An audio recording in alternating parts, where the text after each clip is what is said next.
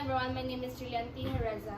Good morning everyone, my name is Faith Joy Matibon. Good morning everyone, my name is Christian Mark B. De La Cruz. Good morning everyone, my name is Jordan G. Delisoy. Good morning everyone, my name is Ruben Bright. Good morning everyone, my name is Oscar Cora. Good morning everyone, my name is Rex G. Cablitasan. Good morning everyone, and I am your moderator, Elijah Almoliano. Let us now move on to question number 1. Question number 1 to Mr. Cabilitasan. Do you think most companies that claim to be eco-friendly are genuinely committed, or is it more of a marketing strategy? So most companies that claim be eco-friendly are genuinely committed. In reality, many companies prioritize profit over genuine sustainability. They may adopt minor eco-friendly practices such as being recycled, packaging, or reducing single-use plastics. But these actions are often isolated and serve primarily as marketing tools. True environmental commitment requires systematic change across production, sourcing, and supply chain. Systematic change across production, sourcing, and supply chains, which most corporations hesitate to implement due to cost or complexity. Consumers must synchronize claims critically rather than accepting them face value. Thank you for that answer, Mr. Cabilitasan. Now let us move on to panelist number 2, Mr. De La Cruz. Do you think most companies that claim to be eco-friendly are genuinely committed, or is it more marketing strategy? For my opinion, some companies generally aim for sustainability, but they are minority. Large corporations often leverage green claims to improve public perception, boost brand loyalty, and attract eco-conscious buyers. Marketing campaigns and frequently exaggerate small environmental improvements while ignoring broader harmful impacts like emissions or resource exploitation. The challenge is separating authentic efforts from superficial greenwashing that mislead well-intentioned consumers. Thank you for that answer, Mr. De La Cruz. Thank you all for these insightful answers. What stand out is reassuring theme that marketing often overshadows genuine sustainability efforts is critical for consumers to recognize that isolated actions like recycled packaging do not indicate full environmental responsibility. Transparency, measurable results, and long-term systematic change are the hallmarks of authentic eco-friendly practices. This highlights the responsibility of both consumers and regulators in holding companies accountable and fostering true environmental stewardship. Now, let us move on to question number 2. Question number 2 to Mr. Dalisan. Mr. Dalisan, how can we identify if a product is truly eco-friendly? Opinion, consumers must go beyond labels and examine the product life cycle, sourcing, production, distribution, and disposal, independent certifications from recognized organizations like FSC or Energy Star provide credibility, but verification and transparency are essential. Companies audits a holistic approach to evaluation ensures that eco-friendly claims reflect real environment impact rather than marketing speed. Thank you for that wonderful answer, Mr. Dalisay. Now, let us move on to panelist number 2 and question number 2. Ms. Montibon, how can we identify if a product is truly eco-friendly? For me, checking the certification is just a first step. Researching the company's policy, history of sustainability, and ongoing environmental initiatives is crucial. Are they investing in renewable energy? Do they reduce waste and emissions consistently? An informed consumer can differentiate between companies implementing genuine practice and those engaging in token eco-friendly campaigns. Thank you for that wonderful answer, Ms. Montibon. Now, let us move on to panelist number 3 and question number 2. To Ms. Teresa, how can we identify if a product is truly eco-friendly? For me, transparency and accountability are key indicators. Genuine eco products come from companies willing to disclose processes, challenges, and results. Vague claims such as green and sustainable, without evidence, usually indicate greenwashing by demanding clear metrics and verified practices. Consumer can support companies making a real differences while discouraging superficial effort. Let us now move on to question number 3. Question number 3. Do eco-friendly products always come at a higher cost and is it worth it? To Mr. Pura.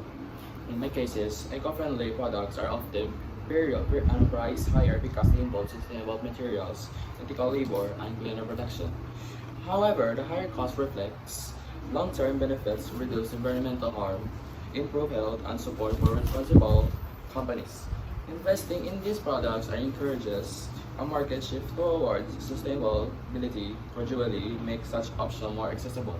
Oh, that's an incredible answer, Mr. Pura. Now, let us ask the panelist number 2 in question number 3, Mr. Ambran. Do eco-friendly products always come at a higher cost and is it worth it? Some companies inflate prices to exploit eco-conscious consumers. Authentic eco products often justify the cost through better quality, durability, and environmental benefits. It's important to consider the product's life cycle costs rather than only the purchase price. Supporting companies committed to sustainability creates positive ripple effect in production and consumer culture. Thank you for that wonderful answer, Mr. Ambray. Now let us move on to the last panelist of question number 3. Mr. De La Cruz, do eco-friendly products always come at a higher cost and is it worth it? Choosing eco-friendly products is not just a financial decision but a moral strategic one. The upfront investment contributes to environmental protection, signals market demand for the responsible practices, and encourages broader adoption of sustainable methods. Over time, this action drives systematic change and reduce hidden costs of environmental damage. Thank you. Thank you for all of that answers, all panelists of question number 3. These answers demonstrate that cost must be evaluated in context. The value of eco products extends beyond the purchase price, incorporating environmental impacts, quality, and ethical business practices. Support authentic eco products initiatives companies to maintain sustainable operations and contribute to long-term ecological and social benefits. Consumers therefore will significant influence to their purchasing decisions. Now let us move on to question number 4. To Mr. Kabilitasan. What do you think is the role does government regulation play in ensuring eco claims are not Regulations are essential to prevent greenwashing. Clear standards, mandatory reporting, and penalties for false claims ensure companies cannot exploit void terminology. Regulation also protects consumers from being misled. Transparency and accountability in cooperation. Sanitations. Thank you for that wonderful answer, Mr. Habilitasan. Now let us move on to Mr. Dalisay. What role does government regulation play in ensuring eco claims are not misleading? In my opinion, beyond penalties, governments can also provide incentives for companies adopting real eco-friendly initiatives. This is the one approach, punishing, greenwashing, and rewarding authentic efforts drives systematic change and ensures environmental responsibility becomes integral to corporate strategy rather than a marketing gimmick. Thank you for that wonderful answers to in question number 4. The panelists emphasize that government regulation is vital for maintaining integrity in eco claims. Effective policies create accountability, genuine sustainability, and protect consumers from deception.